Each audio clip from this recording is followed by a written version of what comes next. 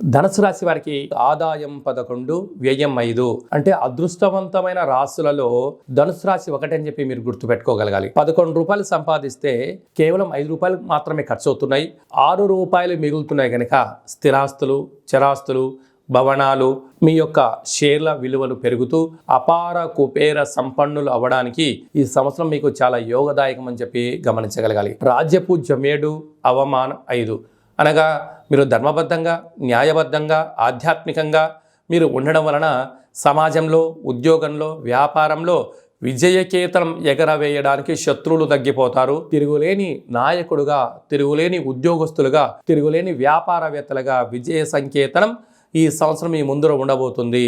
ఈ ధనుసు రాశి జాతకులంత అదృష్టవంతులు ఈ సంవత్సరం ఎవరు లేరు అని చెప్పి చెప్పడంలో ఏమాత్రం సందేహం లేనే లేదు. ప్రధానంగా మూలా నక్షత్ర జాతకులకు ప్రథమార్థంలో 0 ఉండడం వలన ఏప్రిల్ నుండి ఆగస్టు ఆఖరి వరకు ఆరోగ్యాన్ని ఎంతో జాగ్రత్తగా చూసుకోగలరు. లేకపోతే ఒత్తిడి, అనవసర తిరుగుడు, ప్రయాణము, వాహన ప్రమాదాలు పొంచి ఉన్నాయి. తస్మాత్ జాగ్రత్త. పూర్వాషాఢ నక్షత్ర జాతకులకు అన్నింటా విజయం. ఎందుకనగా వీరికి గత కొన్ని సంవత్సరాలుగా ఆరోగ్యం పైన చాలా శ్రద్ధగా ఉండడం వలన సకాలంలో తిండి, సకాలంలో నిద్ర, సకాలంలో తగు వ్యాయామం చేయడం వలన ఆరోగ్యం వీళ్ళకు చాలా అద్భుతంగా ఉంటుందని చెప్పి గమనించాలి. ఉత్తరాషాఢ నక్షత్ర జాతకులకు సంవత్సర ప్రారంభంలో 4 మాసాలు బాగుంటుంది. అనగా ఆగస్టు నుండి, అంటే ఏప్రిల్ నుండి ఆగస్టు వరకు చాలా బాగుంది. ఈ సంవత్సరాంతం వరకు కూడా చివరి 8 నెలలు అనగా ఆగస్టు నుండి తిరిగి ఏప్రిల్ వరకు మధ్య 0, చివరి 0 కారణం వల్ల ప్రమాదాలు పొంచి ఉన్నాయి, శత్రువులు పొంచి ఉన్నారు, అనారోగ్యము, నీటి ప్రమాదాలు, యంత్ర ఆయుధాలతో ఇబ్బందులు వచ్చే అవకాశాలు ఉన్నాయి. కనుక ఆవేశభరితమైన నిర్ణయాలు తీసుకోకపోవడం ఉత్తమోత్తంగా భావించగలిగింది. తృతీయంలో శనిచర స్వామివారు, అర్ధాష్టమ రాహు, పంచమ స్థానంలో గురువు, రాజ్యస్థానంలో కేతు సంచార స్థితి ఉండడం వలన మీ యొక్క ప్రణాళిక ధర్మబద్ధమైనప్పుడు, న్యాయబద్ధమైనప్పుడు విదేశాలకు వెళ్ళాలని, విదేశాల్లో స్థిరపడాలని, ప్రపంచ దేశాలు చుట్టువేయాలని అనుకుంటూ ఉంటారు. ఇది చాలా మంచిదే.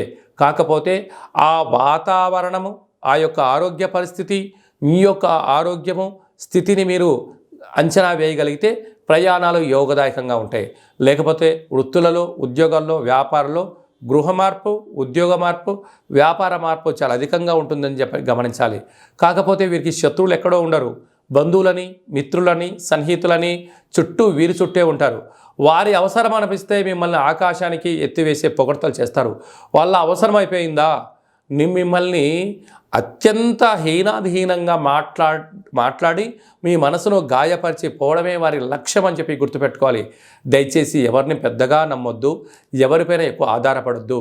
స్వయం నిర్ణయం, స్వయం పరిపాలన, స్వయం శక్తే మీ విజయం అని చెప్పి గమనించగలిగితే మీకన్నా అదృష్టవంతులు ఈ సంవత్సరం ఎవరు లేరు అని చెప్పి గుర్తుపెట్టుకోగలగాలి. అలాగనే స్థిరాస్తులు, చరాస్తులు, వ్యాపారాలు, నూతనమైన పెట్టుబడులు ఆకర్షించడంలో మీకు మీరే సరిసాటి అని చెప్పి గమనించగలగాలి.